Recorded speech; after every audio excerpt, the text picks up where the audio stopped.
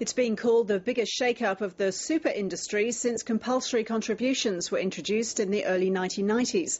The government today outlined an overhaul of superannuation rules and regulations, including lower fees, new DIY rules and a new low-cost My Super product that will replace existing default funds.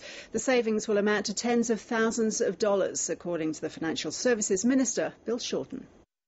If you are perhaps a 30-year-old working, earning $65,000 a year, that you will be $40,000 better off, we estimate, through the development of these reforms when you retire at 67.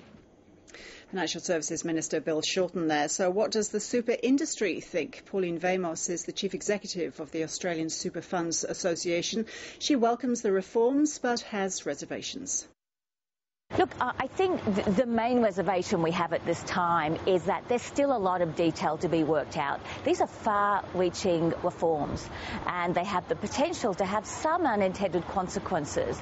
But the government has noted in its response that it will need to have further dialogue with the industry. So a lot of the responses they support in principle, as the industry does, but they acknowledge to work out the detail and work out the best outcome for the Australian economy and fund members. It's going to take a bit of time, and we agree with that. But what are those unintended consequences? What might they be?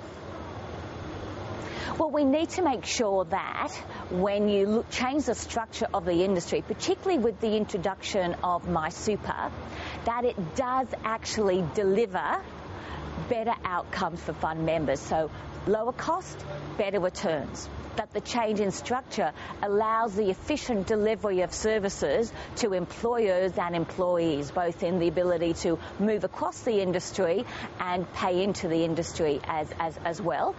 And thirdly, we want to make sure the reforms actually do promote transparency and accountability at the governance levels. Has too much emphasis been put on cost, do you think, in getting costs down at the expense of fund performance?